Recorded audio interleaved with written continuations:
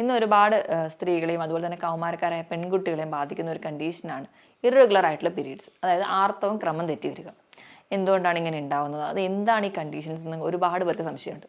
Normally നമ്മൾ generalise ചെയ്തു പറയുന്നത് പോളിസിസ്റ്റിക് ഒവേറിയൻ ഡിസീസ് എന്നാണ്. ഇന്ന് ഈ വീഡിയോയിലൂടെ എന്താണ് PCOD, നമുക്ക് എങ്ങനെ മാനേജ് ചെയ്യാം, എങ്ങനെ ഡയറ്റ് കൺട്രോൾ ചെയ്യണം എന്നൊക്കെ ഡീറ്റെയിൽ ആയിട്ട് നോക്കാം.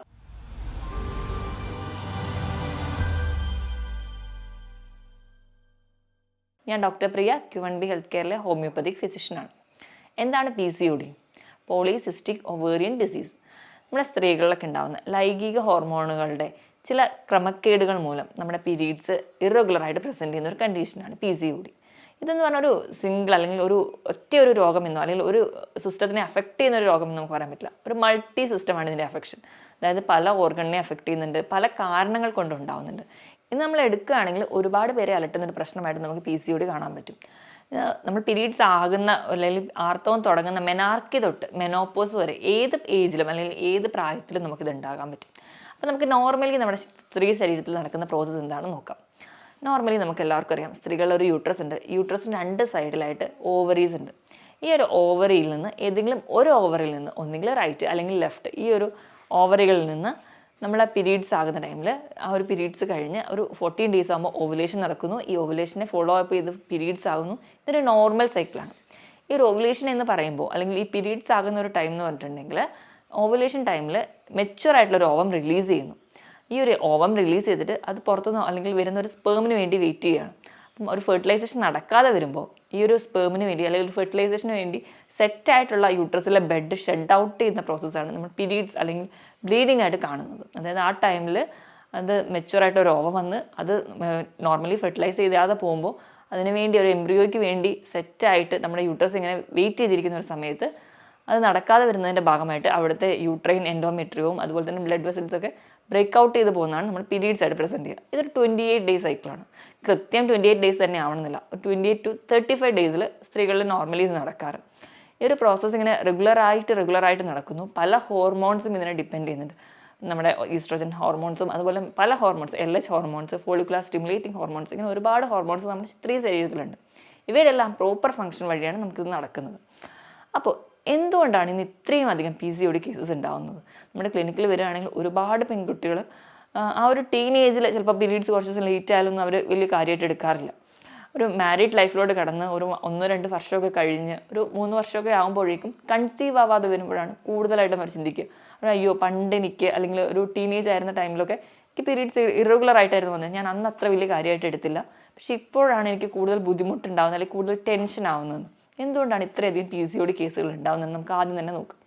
ഒന്നാമത് നമ്മുടെ ലൈഫ് സ്റ്റൈലാണ്. നമ്മുടെ ഫുഡ് ഹാബിറ്റ് എന്ന് പറയുമ്പോൾ ഇപ്പോൾ കൂടുതലും നമ്മൾ ജങ്ക് ഫുഡ്സ്, ഓയിലി ഫുഡ് അല്ലെങ്കിൽ ഫ്രൈഡ് ഫുഡുകളും അതുപോലെ തന്നെ ബേക്കറി ഐറ്റംസ് ഒക്കെ എടുക്കുകയാണെങ്കിൽ ഹൈ ഫ്രക്ടോസ് കോൺ സിറപ്പാണ് നമ്മുടെ ബേക്കറി ഐറ്റംസിലൊക്കെ ആഡ് ചെയ്യുന്നത്. അതെന്ന് പറഞ്ഞാൽ നമ്മുടെ പഞ്ചസാരയെക്കാളും മധുരമാണ് അതിനുള്ളത്. അതുകൊണ്ട് തന്നെ ഇതൊക്കെ അധികമായി നമ്മുടെ ശരീരത്തിൽ ചെല്ലുമ്പോൾ നമ്മുടെ ബോഡിയിൽ തന്നെ പല നീർക്കെട്ടുകളും അല്ലെങ്കിൽ പല ഇൻഫ്ലമേറ്ററി പ്രോസസ്സ് നടക്കുന്നുണ്ട്.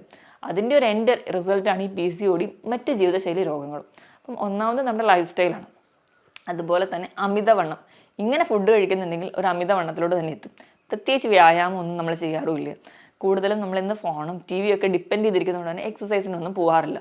ആ ഒരു ലൈഫ് സ്റ്റൈലും കൂടി ആകുമ്പോഴത്തേക്കും ഈ PCOD പോലെയുള്ള പല ജീവിതശൈലി രോഗങ്ങളും നമ്മളെ പെട്ടെന്ന് അഫക്റ്റ് ചെയ്യും. ഈ കാരണങ്ങൾ കൂടാതെ തന്നെ നമ്മൾ എക്സ്റ്റേണലി അല്ലെങ്കിലും ഇന്റേണലി നമുക്ക് ഒരുപാട് പൊല്യൂട്ടൻസ് നമ്മുടെ ചുറ്റുപാടുണ്ട്. ഇപ്പം നമ്മുടെ പ്രകൃതിയിൽ നിന്നാണെങ്കിലും നമ്മൾ വീട്ടിൽ കത്തിക്കുന്ന പ്ലാസ്റ്റിക്കിൽ നിന്ന് പുക വരുന്നതും അത് നമുക്ക് പൊല്യൂട്ടൻ്റാണ്. നമ്മൾ ഒരുപാട് ക്രീമുകൾ വരുത്തേക്കുന്നു, നമ്മൾ ഒരുപാട് മേക്കപ്പ് പ്രൊഡക്ട്സ് ഒക്കെ യൂസ് ചെയ്യുന്നു. അതിൻ്റെ ഒരു അംശമെങ്കിലും നമ്മുടെ ശരീരത്തിൻ്റെ അകത്തോട് ചെല്ലുന്നതും നമുക്ക് ഈ വക പ്രശ്നങ്ങൾ ഉണ്ടാവാൻ കാരണമാകുന്നുണ്ട്. ഇതല്ലാതെ തന്നെ മറ്റ് പല ഹോർമോണൽ കംപ്ലയിൻസ് ഉള്ളവർക്കും പീരീഡ്സ് ഇറഗുലറായിട്ട് വരുന്നതാണ്. ഇപ്പോൾ തൈറോയിഡിന് കംപ്ലയിൻസ് ഉള്ളവർക്കോ അല്ലെങ്കിൽ ചില മെഡിസിൻസ് കണ്ടിന്യൂസ് ആയിട്ട് എടുക്കുന്നവർക്കോ ഒക്കെ നമുക്ക് പീരീഡ്സ് തെറ്റി വരുന്നത് കാണും. ഇപ്പോൾ ഒരു ജെനറ്റിക് വേരിയേഷൻ എടുക്കുകയാണെങ്കിൽ ഇപ്പോൾ അമ്മയ്ക്ക് പീരീഡ്സ് ഇറഗുലറാണ് അല്ലെങ്കിൽ PCOD അങ്ങനെ എന്തെങ്കിലും യൂട്രൈൻ കംപ്ലയിൻസ് ഉണ്ടെങ്കിൽ ഒരു 10 മുതൽ 15% ചാൻസ് ഉണ്ട് മക്കൾക്ക് ഉണ്ടാകാൻ. അതുപോലെ തന്നെ നമ്മുടെ സിബ്ലിങ്സ്, നമ്മുടെ സഹോദരങ്ങൾക്ക്, ചേച്ചിക്കോ അനിയത്തിക്കോ ആർക്കെങ്കിലും ഇങ്ങനെ ഒരു കംപ്ലയിൻ്റ് ഉണ്ടെങ്കിൽ 40 മുതൽ 50% ചാൻസ് ഉണ്ട് നമ്മൾക്ക് വരാൻ വേണ്ടി. അപ്പം ഇതിനൊരു ജെനറ്റിക് അല്ലെങ്കിൽ ഫെമിലിയർ ടെൻഡൻസി കൂടുതലുണ്ട്. ഇതൊക്കെയാണ് പ്രധാനമായിട്ടും PCOD ഉണ്ടാവാനുള്ളൊരു കാരണം. ഈ PCOD എന്ന് പറയുമ്പോൾ നമ്മൾ എപ്പോഴും ഒരു ഡയബറ്റീസിനെ ട്രീറ്റ് ചെയ്യുന്ന പോലെയാണ് ട്രീറ്റ് ചെയ്യുക. ശരിക്കും പറഞ്ഞാൽ ഓവറിയുടെ പ്രമേഹം എന്നാണ് PCOD പറയാൻ പറ്റുക. അതുകൊണ്ട് തന്നെ PCOD ഉള്ളവർക്ക് കാലക്രമേണ ഇൻസുലിൻ റെസിസ്റ്റൻസ് ഉണ്ടാവുകയും ആ ഇൻസുലിൻ റെസിസ്റ്റൻസ് വന്നിട്ട് പല ഹോർമോണുകളുടെ ഫംഗ്ഷനൊക്കെ താളം തെറ്റുകയും അതിൻ്റെ ഭാഗമായിട്ട് വീണ്ടും ഡയബറ്റീസിലോട്ട് എത്തുകയും അങ്ങനെ ഒരു ഗ്രൂപ്പ് ഓഫ് ഡിസീസ് നമ്മളിലേക്ക് വരുന്നതായിട്ട് നമുക്ക് കാണാൻ പറ്റും. അപ്പം നമ്മൾ ഇത് ഒരു ഫെർട്ടിലിറ്റിയുടെ കേസിൽ മാത്രമല്ല മറ്റു പല രോഗങ്ങളും നമുക്ക് PCOD ഉള്ളവർക്ക് വരാനുള്ള ചാൻസ് വളരെ കൂടുതലാണ്. അപ്പം എന്തൊക്കെയാണ് ഇനി PCOD ഉള്ളവരിൽ കാണിക്കുന്ന ലക്ഷണങ്ങൾ എന്ന് നോക്കാം. ഒന്നാമതായി പറയുകയാണെങ്കിൽ നമ്മൾ പേര് പറയും പോലെ പീരീഡ്സ് ഇറഗുലറായിട്ട് വരും, ആർത്തവം ക്രമക്കേടുകൾ. നോർമലി ഞാൻ പറഞ്ഞ പോലെ 28 to 35 ഡേയ്സ് സൈക്കിൾ ആണെങ്കിൽ അതിൽ കൂടുതലായിട്ടോ കുറവായിട്ടോ വരുന്നതാണ്. ചിലർക്ക് 2 ആഴ്ച കൂടുമ്പോൾ പീരീഡ്സ് ആവുന്നതാണ്, ചിലർക്ക് 35 ദിവസം 40 ദിവസം വരെ ആയിട്ട് പീരീഡ്സ് ആവാതെ നിൽക്കുന്നവരുണ്ടാവും, ചിലർക്ക് ഒരുപാട് ബ്ലീഡിങ് കാണാം, ചിലർക്ക് ഭയങ്കര സ്കാൻറ്റി ആയിട്ട് ജസ്റ്റ് സ്പോട്ടിംഗ് ആയിട്ട് പ്രസൻറ്റ് ചെയ്യുന്നതാണ്. അങ്ങനെ പല രീതിയിലാണ് ഈ പീരീഡ്സ് പ്രസൻറ്റ് ചെയ്യുക. ചിലർക്ക് ഈ ഒരു പീരീഡ്സിലെ പെയിനോടൊപ്പം തന്നെ അതികഠിനമായ വേദനയുള്ളവരുണ്ടാവും, ചിലപ്പോൾ പീരീഡ്സ് വന്നത് അറിയാതെ പോകുന്നവരുണ്ടാവും. അപ്പോൾ വൈഡ് റേഞ്ച് ഓഫ് സിംറ്റംസ് ആണ് ഈ നോർമലി PCOD ഉള്ളവർ കാണിക്കാറ്. ഇത് കൂടാതെ തന്നെ അവർക്ക് വരുന്ന ഒരു സ്കിൻ ചേഞ്ച് നോക്കുകയാണെങ്കിൽ നമ്മുടെ കൈവിരലുകളുടെ മടക്കുകളിൽ ഓരോ ജോയിൻസിനും അതിൽ കഴുത്തിൻ്റെ പുറകിലേക്ക് ഒരു ഡാർക്ക് കളർ ആവുന്നതാണ്, അതിൽ സ്കിൻ ഒരു കട്ടി കൂടിയ ഒരു അവസ്ഥയിൽ നിൽക്കുന്നതാണ്. ഇതിന് നമ്മൾ അക്കാന്തോസിസ് നൈഗ്രിക്കൻസ് എന്നാണ് പറയാറ്. ഇത് നമുക്ക് പ്രസൻറ്റ് ചെയ്യുന്നതാണ്. നമ്മൾ ഇൻസുലിൻ റെസിസ്റ്റൻസ് പോലെയുള്ള കണ്ടീഷൻസിലും ഈ അക്കാന്തോസിസ് നൈഗ്രിക്കൻസ് പ്രസൻറ്റ് ചെയ്യാറുണ്ട്. ഇത് കഴിഞ്ഞ് വരുന്ന കുറച്ചുകൂടി ഡെവലപ്പ് ചെയ്യുകയാണെങ്കിൽ അവർക്ക് ഹെയർ ഗ്രോത്ത് പ്രസൻറ്റ് ചെയ്യുന്നതാണ്. പ്രധാനമായിട്ടും ഒരു പുരുഷന്മാരുടെ ഒരു നേച്ചറിലോട്ട് ഹെയർ പോകുന്നതാണ്, അതായത് മുടി കൊഴിയുന്നത് കാണാം, അല്ലെങ്കിൽ അവരുടെ മുഖത്തൊക്കെ സ്ത്രീകൾക്ക് പൊതുവേ രോമ വളർച്ച കുറവാണ്. പക്ഷേ ഈ ഒരു PCOD അല്ലെങ്കിൽ ഹോർമോണൽ ഇംബാലൻസ് ഉള്ളവർക്കാണെങ്കിൽ ചുണ്ടിൻ്റെ മുകളിൽ, താടിയിൽ, നെഞ്ചിൽ, തൊട, അടിവയർ ഇവയൊക്കെ ഹെയർ ഗ്രോത്ത് ഉണ്ടാവും. അതുപോലെ ഉണ്ടാവുന്ന ഹെയർ ഭയങ്കര കട്ടിയുള്ള ഒരു പുരുഷന്മാരുടെ നേച്ചറിലേക്കുള്ള ഒരു ഹെയർ ഗ്രോത്ത് ആയിരിക്കും പ്രസൻറ്റ് ചെയ്യുക. കുറച്ച് കഴിയുമ്പോഴത്തേക്ക് അവരുടെ ആ ഒരു വോയിസ് കുറച്ച് ഹസ്കി ആയിട്ട് ഒരു മെയിൽ ടോണുള്ള വോയിസിലേക്ക് മാറുന്നത് കാണാം, വയറ് ചാടുന്നത് കാണാം. അതായത് ആൾ ക്ഷീണിച്ചിരിക്കുകയാണെങ്കിലും പക്ഷേ അയാൾക്ക് വയറ് നല്ലോണം പ്രസൻറ്റ് ചെയ്യുന്നതായിട്ടൊക്കെ കാണാൻ പറ്റും. ഇതൊക്കെയാണ് നോർമലി നമുക്ക് ചുറ്റുപാടിലും ഒരു PCOD ആയിട്ടുള്ള ഒരാളെ തിരിച്ചറിയാൻ പറ്റുക. ഈ പറഞ്ഞ ലക്ഷണങ്ങളൊക്കെ ഉണ്ട്. അതോടൊപ്പം തന്നെ അമിതവണ്ണം ഉണ്ടെങ്കിൽ PCODക്ക് പെട്ടെന്ന് തന്നെ ഒരു പ്രോബബിലിറ്റിയാണ് PCOD വരാനുള്ളത് എന്നോർത്ത് അമിതവണ്ണമുള്ളവർക്ക് മാത്രമല്ല PCOD ഉണ്ടാവാറ്. ലീൻ PCOS എന്ന് പറഞ്ഞ ഒരു കൂട്ടം ആൾക്കാരുണ്ട്, മെലിഞ്ഞിരിക്കുന്നവർക്കും PCOD ഉണ്ട്. ഇന്ന് ഒരുപാട് പേരെ തെറ്റിദ്ധാരണയാണ്, ഇത്രയും സിംറ്റംസ് ഒക്കെ പ്രസൻറ്റ് ചെയ്യുന്നുണ്ടെങ്കിലും എനിക്ക് വണ്ണമൊന്നുമില്ല, ഞാൻ മെലിഞ്ഞിരിക്കുക, അതുകൊണ്ട് എനിക്ക് PCOD ഇല്ല എന്ന്. പക്ഷെ ലീൻ PCOS എന്ന് പറഞ്ഞ ഒരു ഗ്രൂപ്പ് ഓഫ് ആൾക്കാരൂടെ ഉണ്ട്. എന്ന് പറഞ്ഞാൽ മെലിഞ്ഞിരുന്നാലും ഈ പറഞ്ഞ രീതിയിൽ പ്രോപ്പർ ഫാറ്റ് ഒന്നും നമ്മുടെ ശരീരത്തിലില്ല. ഈ നോർമലി ഒരു വേണ്ട രീതിയിലുള്ള കൊഴുപ്പ് അല്ലെങ്കിൽ ഫാറ്റ് ഉണ്ടെങ്കിൽ പല ഹോർമോൺസും പ്രോപ്പറായിട്ട് ഫങ്ഷൻ ചെയ്യുള്ളൂ. അപ്പോൾ ഈ ഫാറ്റ് കുറവുള്ളതുകൊണ്ട് നോർമലി ഹോർമോണിൻ്റെ ഫങ്ഷൻ നടക്കാത്തതിൻ്റെ ഭാഗമായിട്ട് ഇവർക്ക് PCOD ഉണ്ടാകുന്നതായിട്ടും കാണാം. ഇങ്ങനെയും ഒരു കൂട്ടം ആൾക്കാരുണ്ട്. ഇതൊക്കെയാണ് നോർമലി PCODയിൽ പ്രസൻറ്റ് ചെയ്യുന്ന സിംറ്റംസ്. ഇതോടൊപ്പം തന്നെ ചില ആൾക്കാരെ നോക്കിക്കഴിഞ്ഞാൽ അവർക്ക് ഭയങ്കര മൂഡ് സ്വിങ്സ് കാണിക്കാം. ചിലപ്പോൾ സന്തോഷം, ചിലപ്പോൾ സങ്കടം, പെട്ടെന്ന് കരച്ചിൽ വരിക, അങ്ങനെ ഭയങ്കര സെൻസിറ്റീവ് നേച്ചറായിട്ട് പ്രസൻറ്റ് ചെയ്യുന്നത് കാണാം. അവരുടെ സ്കിൻ തന്നെ പൊതുവേ ഒരു എണ്ണമയമുള്ളൊരു സ്കിന്നായിട്ട് മാറുന്ന കാണാം, ഒരുപാട് മുഖക്കുരുകളായിട്ട് പ്രസൻറ്റ് ചെയ്യുന്ന കാണാം. ഇതൊക്കെ PCOD ഉള്ളവരിൽ കാണുന്ന ചില സൈൻസ് ആൻഡ് സിംറ്റംസ് ആണ്. ഇതൊക്കെയാണ് നോർമലി ഒരു പിക്ചർ, ഒരു PCOD ഉള്ള ഒരു ആളുടെ പിക്ചർ എന്ന് പറയുന്നത്.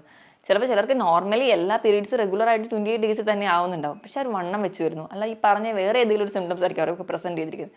അപ്പം ഒരു സിംറ്റം വെച്ചിട്ട് തന്നെ ഇതൊരു PCOD കേസാണെന്ന് നമുക്ക് ഒരിക്കലും കൺഫേം ചെയ്ത് പറയാൻ പറ്റത്തില്ല. ഇനി നമുക്ക് എങ്ങനെ നമുക്ക് ഈ ഒരു PCOD ഉണ്ടാകുന്ന ഒരു ഫിസിയോളജി അല്ലെങ്കിൽ ആ ഒരു പത്തോളജിക്കൽ കണ്ടീഷൻ എങ്ങനെയാണെന്ന് നോക്കാം. നമുക്കറിയാം നമ്മുടെ ഓവറിൽ അല്ലെങ്കിൽ അണ്ടാശയം എന്ന് പറയുമ്പോൾ അതിൽ ഒരുപാട് ഫോളിക്കിൾസ്, ചെറിയ ചെറിയ സെൽസുകളുണ്ട്. ഇതിൽ നിന്ന് ഒരെണ്ണം മെച്യൂർ ആയിട്ടാണ് നമുക്ക് ഓവറിൽ നിന്ന് പുറത്തേക്ക് വരുന്നത്. ഇപ്പം ഈ ഒരു PCODയുടെ കേസ് വരുമ്പം ഈ പറയുന്ന ഈ ഒരു ഫോളിക്കിൾ എന്ന് പറയുന്നത് മെച്യൂർഡ് ആവുന്നില്ല. മെച്യൂർഡ് ആവാത്തത് കൊണ്ട് തന്നെ ഇത് ഓവമായിട്ട് പുറത്തേക്ക് വരില്ല. ഈ ഇമ്മെച്യൂർ ആയിട്ടുള്ള ഈ സെല്ല് അല്ലെങ്കിൽ ഈ ഒരു ഫോളിക്കിൾ എന്ന് പറയുന്നത് നമ്മുടെ ആ ഓവറിയുടെ ചുറ്റിനും ഇങ്ങനെ മാല പോലെ ഇങ്ങനെ ഒട്ടിയിരിക്കുന്നതാണ്. ഓവറി എന്ന് പറയുമ്പോൾ നമ്മുടെ ബദാമിൻ്റെ ഷേപ്പിലാണ് ഓവറി, ഒരു ആൽമണ്ട് ഷേപ്പാണ് ഓവറിക്കുള്ളത്, ഒരു ഓവൽ ഷേപ്പ്. ഈ ഒരു ഓവറിയുടെ ചുറ്റിനും ഈ പുറത്തേക്ക് പോവാതെ അല്ലെങ്കിൽ മെച്യൂർ ആവാതെ പോയ ഓവം ഇങ്ങനെ ഒട്ടിപ്പിടിച്ചിരിക്കും. അപ്പം നമ്മൾ ഒരു സ്കാൻ ചെയ്ത് നോക്കിയാൽ അതിൽ പറയുന്ന ഒരു പ്രസൻറ്റേഷൻ എന്ന് പറഞ്ഞാൽ നെക്ലേസ് പാറ്റേൺ ആണ്. ഒരു നെക്ലേസ് പോലെ ചെറിയ ചെറിയ കുമിളകളായിട്ട് ഓവറിയുടെ അറ്റത്തുകൂടി പറ്റി പിടിച്ചിരിക്കുന്നത് കാണാം. ഇതാണ് ഇത് ഓവറിയിൽ കാണുന്ന പ്രസൻറ്റേഷൻ. ഇനി നമ്മൾ എങ്ങനെ കൺഫേം ചെയ്യും ഇതൊരു PCOD കേസാണോ എന്ന്? ചുമ്മാ പീരീഡ്സ് ഇറഗുലർ ആയി കഴിഞ്ഞാൽ അതൊരു PCOD എന്ന് പറയാൻ പറ്റില്ല. ഇനി PCOD ആണോ എന്ന് നിർണ്ണയിക്കാൻ വേണ്ടിയിട്ട് നമുക്കൊരു ക്രൈറ്റീരിയ ഉണ്ട്. അത് ഏതൊക്കെയാണെന്ന് നോക്കാം. ഒന്നാമതായിട്ട് പീരീഡ്സ് ആകുന്നതിൻ്റെ ഒരു 35 ദിവസത്തിനുള്ളിലാണ് പീരീഡ്സ് ആവുന്നെങ്കിൽ അത് നോർമലാണ്. വർഷത്തിൽ ഒരു 8 പീരീഡ്സ് എങ്കിലും ആവുന്നുണ്ടെങ്കിൽ അത് നമ്മൾ നോർമലാക്കിയാണ് എടുക്കുക. രണ്ടാമത്തേന്ന് പറഞ്ഞാൽ മെയിൽ ഹോർമോണിൻ്റെ നേച്ചർ. നമുക്കിതിപ്പം സൗണ്ട് നോക്കിയിട്ടോ അല്ലെങ്കിൽ ഹെയർ ഗ്രോത്ത് ഒക്കെ നോക്കിയിട്ട് അവിടെ മെയിൽ ഹോർമോൺ പ്രൊഡക്ഷൻ ഉണ്ടോ എന്ന് നോക്കാം. അങ്ങനെ നമുക്ക് നോക്കാം. അല്ലെങ്കിൽ നമുക്ക് ബ്ലഡ് ടെസ്റ്റ് വഴി ആൻഡ്രോജൻ്റെ ലെവലൊക്കെ ചെക്ക് ചെയ്യാം, അങ്ങനെയും ആവാം.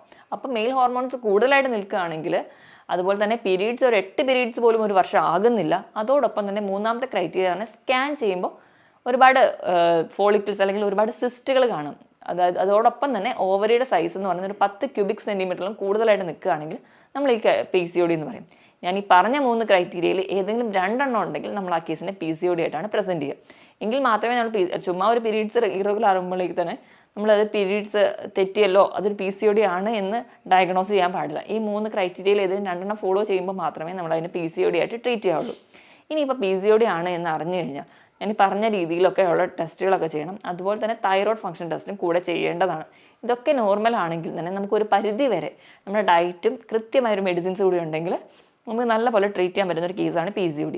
ഇപ്പം എല്ലാ സിസ്റ്റം ഓഫ് മെഡിസിൻസും ഇപ്പോൾ ഹോമിയോപ്പതി ആയാലും എല്ലാത്തിലും നമുക്ക് PCODക്കുള്ള ട്രീറ്റ്മെൻറ്റ് ലഭ്യമാണ്. അപ്പോൾ നമ്മൾ അതിനോടൊപ്പം തന്നെ ഡയറ്റ് കൂടി എടുത്താൽ മാത്രമേ കംപ്ലീറ്റ് ആയിട്ടുള്ള റിസൾട്ട് കിട്ടുള്ളൂ. അപ്പോൾ ഡയറ്റ് എടുക്കുമ്പോൾ നമ്മളൊരു ഡയബറ്റിക് പേഷ്യൻസിനെ എങ്ങനെ ട്രീറ്റ് ചെയ്യുന്നു അതുപോലെ തന്നെ വേണം PCOD പേഷ്യൻസിനെ ട്രീറ്റ് ചെയ്യാൻ വേണ്ടി. അതായത് നമ്മൾ കഴിക്കുന്ന ഭക്ഷണത്തിൽ മധുരവും അതുപോലെ തന്നെ അമിതമായിട്ടുള്ള കൊഴുപ്പ്, അന്നജത്തിൻ്റെ അളവ് ഇതൊക്കെ കംപ്ലീറ്റ്ലി അവോയ്ഡ് ചെയ്യുക.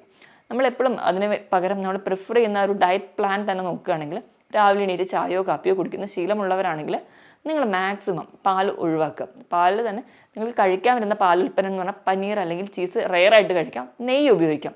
ബാക്കി പാലിൻ്റെ പ്രൊഡക്ട്സ് എല്ലാം കംപ്ലീറ്റ്ലി അവോയ്ഡ് ചെയ്യണം. അതാണ് ബേസിക് ആയിട്ട് വേണ്ടത്. അതുകൊണ്ട് രാവിലെ എണീക്കുമ്പോൾ ചായ കാപ്പി അല്ലെങ്കിൽ ആ ഒരു ശീലമുള്ളവരാണെങ്കിൽ കംപ്ലീറ്റ്ലി അത് നിർത്തുക. പകരം നിങ്ങൾക്ക് രാവിലെ എണീക്കുമ്പോൾ ജീരക വെള്ളം കുടിക്കാം, അല്ലെങ്കിൽ കറുകപ്പട്ട ഇട്ട് ഒരു കഷ്ണം ചെറിയ കറുകപ്പട്ട ഇട്ട് അതിട്ട് തിളപ്പിച്ച വെള്ളം കുടിക്കാം, ഉലുവ ഇത്തിരി ഇട്ടിട്ട് അതിട്ട് തിളപ്പിച്ച വെള്ളം കുടിക്കാം. അങ്ങനെ മാറി മാറി കുടിക്കാം. രാവിലെ ഗ്രീൻ ടീ കുടിക്കാം. ഇതൊക്കെ നിങ്ങൾക്ക് സജസ്റ്റ് ചെയ്യാവുന്നതാണ്. ഇപ്പോൾ ബ്രേക്ക്ഫാസ്റ്റിനോട് വരുമ്പോൾ അവിടെയും കാർബോഹൈഡ്രേറ്റ് കുറയ്ക്കുക. ഒരു ദോശ അല്ലെങ്കിൽ 2 ഇഡ്ഡലി എടുക്കുകയാണെങ്കിൽ സാമ്പാർ കൂടുതലായിട്ട് കഴിക്കുക. അപ്പം അവിടെ പ്രോട്ടീൻ എത്തുന്നു. ഇപ്പം പുട്ട്, കടല അതൊക്കെ ആണെങ്കിൽ പുട്ട് ഒരു ചെറിയ കഷ്ണം എടുക്കുക, അതിനും കൂടി വേണ്ടിയിട്ട് കടല കൂടുതലായിട്ട് കഴിക്കുക. അപ്പം പ്രോട്ടീൻ കൂടുതലായിട്ട് കഴിക്കുക, അവിടെ കാർബോഹൈഡ്രേറ്റ്സ് കുറയ്ക്കുക. ഈ ഒരു ഫോമിലേക്ക് മാറ്റുക.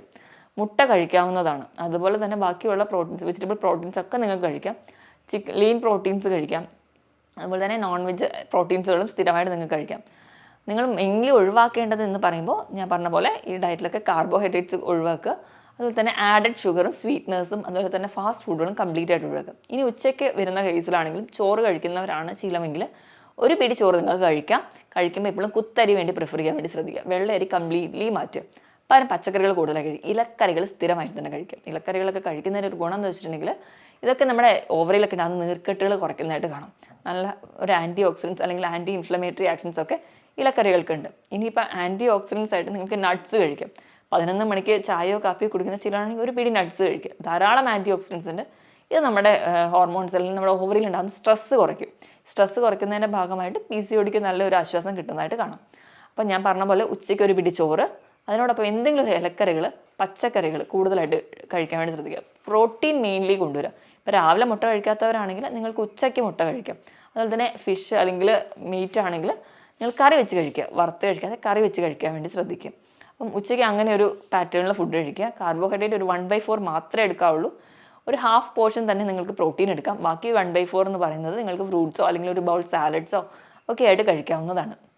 ഇനി നിങ്ങൾ വൈകുന്നേരം ചായയോ കാപ്പിയോ കുടിക്കുന്ന ശീലമുള്ളവരാണെങ്കിൽ നിങ്ങൾക്ക് ആ വൈകുന്നേരം ഒരു ഗ്ലാസ് മോരും വെള്ളമോ അല്ലെങ്കിൽ ഒരു ഗ്ലാസ് നാരങ്ങ വെള്ളമൊക്കെ കുടിക്കുകയാണെങ്കിൽ അതും ഒരുപാട് വൈറ്റമിൻ സി റിച്ച് ആണ്, നല്ലൊരു പ്രൊബയോട്ടിക് ആണ്. അപ്പോൾ നമ്മുടെ ഡൈജഷൻ പ്രോപ്പറായിട്ട് നടക്കുന്നു. ഡൈജഷൻ തന്നെ പ്രോപ്പറായ പല രീതിയിലുള്ള നമ്മുടെ ശരീരത്തിലുള്ള ഇൻഫ്ലമേഷൻസ് മാറ്റുന്നു. വൈകുന്നേരം ചായയോ കാപ്പിയോ മറ്റു ഇതെന്തെങ്കിലും ആക്കുക. ആ ടൈമിൽ നിങ്ങൾക്ക് ഒരു ഏത്തപ്പഴം പുഴുങ്ങിയതോ അല്ലെങ്കിൽ കുറച്ച് നട്ട്സോ അങ്ങനെ എന്തെങ്കിലും ഒരു പാറ്റേണിൽ ഫുഡ് കഴിക്കുക. രാത്രിയത്തെ ഫുഡ് എന്ന് പറയുന്ന ഒരു 7 മണിക്ക് മുൻപായിട്ട് തന്നെ കഴിക്കാൻ വേണ്ടി ശ്രദ്ധിക്കുക. അപ്പോഴും നിങ്ങൾ കഴിക്കുമ്പം ഓട്സ് ആയിട്ട് കഴിക്കുക. ഓട്സ് ആയിട്ട് കഴിക്കുമ്പോൾ നിങ്ങൾ ശ്രദ്ധിക്കേണ്ടത് സ്റ്റീൽ കട്ട് ഓട്സ് തന്നെ തിരഞ്ഞെടുക്കുക. അതുപോലെ തന്നെ ഓട്സ് കുറുക്കി കഴിക്കാതെ മാക്സിമം ആവിയിൽ ഉപ്പുമാവായിട്ടോ അല്ലെങ്കിൽ പുട്ടായിട്ടൊക്കെ ആവിയിൽ വെച്ച് കഴിക്കാൻ വേണ്ടി ശ്രദ്ധിക്കുക. ഇപ്പം ഉപ്പുമാവൊക്കെ ഉണ്ടാക്കുന്ന സമയത്ത് ഒരുപാട് വെജിറ്റബിൾസ് ആഡ് ചെയ്യുക. ഓട്സ് ആഡ് ചെയ്യുന്നതിനോടൊപ്പം തന്നെ ഗോതമ്പിൻ്റെ ഉപ്പ്, ഗോതമ്പിൻ്റെ ഉപ്പുമാവ് നിങ്ങൾക്ക് സജസ്റ്റ് ചെയ്യാവുന്നതാണ്. ഇങ്ങനെ ഒരു രീതിയിൽ നിങ്ങളുടെ ഡയറ്റ് കൊണ്ടുപോകുക. പാലിൻ്റെ ഉൽപ്പന്നങ്ങൾ കംപ്ലീറ്റ്ലി അവോയ്ഡ് ചെയ്യുക. അങ്ങനെയൊക്കെ ചെയ്യുകയാണെങ്കിൽ ഒരു പരിധി വരെ നിങ്ങൾക്ക് നിങ്ങളുടെ ഡയറ്റിലൂടെ തന്നെ നിങ്ങളുടെ PCOD നിങ്ങൾക്ക് റെഗുലേറ്റ് ചെയ്യാൻ പറ്റും. ഇനി ഫുഡ് ഇങ്ങനെ മാനേജ് ചെയ്യുന്നതെന്ന് ഓർത്ത് മാത്രം ശരിയാവില്ല.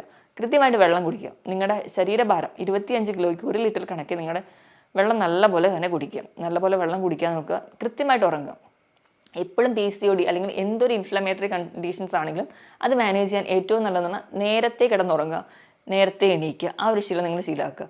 മിക്ക പെൺകുട്ടികൾക്കും നമുക്കറിയാം പഠിക്കുന്നതിൻ്റെ ഭാഗമായിട്ടോ അല്ലെങ്കിൽ മറ്റ് പല ആവശ്യങ്ങൾക്കായിട്ടും ഉറക്കം വളരെ കുറവായിരിക്കും. അതിൻ്റെ ഭാഗമായിട്ട് ഇന്ന് പല ആൾക്കാർക്കും ഈ ഒരു ജീവിതശൈലി രോഗം വന്നെത്തുന്നത് തന്നെ.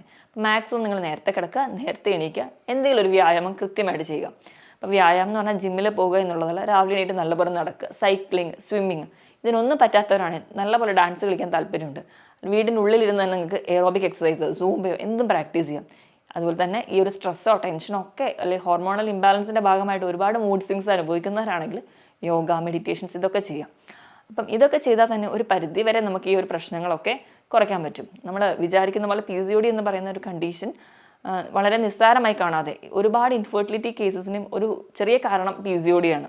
നമ്മൾ ഇത് ആദ്യമേ തിരിച്ചറിയുകയാണെങ്കിൽ നിങ്ങൾ ഈ പറഞ്ഞ രീതിയിൽ ഡയറ്റ് ഫോളോ ചെയ്യുക, കൃത്യമായിട്ട് വ്യായാമമുണ്ട്, കൃത്യമായിട്ട് നിങ്ങൾ ഉറങ്ങുന്നുണ്ടെങ്കിൽ നിങ്ങൾക്ക് ഈസി ആയിട്ട് കൺട്രോൾ ചെയ്യാവുന്നതേ ഉള്ളൂ. ഒരിക്കലും സ്വയം ചികിത്സിക്കാതിരിക്കുക, അല്ലെങ്കിൽ പീരീഡ്സ് കുറച്ച് താളം തെറ്റുമ്പോൾ സ്വയം മെഡിസിൻസ് എടുക്കാതിരിക്കുക. അങ്ങനെ ചെയ്യുമ്പോഴാണ് കൂടുതൽ കോംപ്ലിക്കേഷൻസിലോട്ട് പോവുക.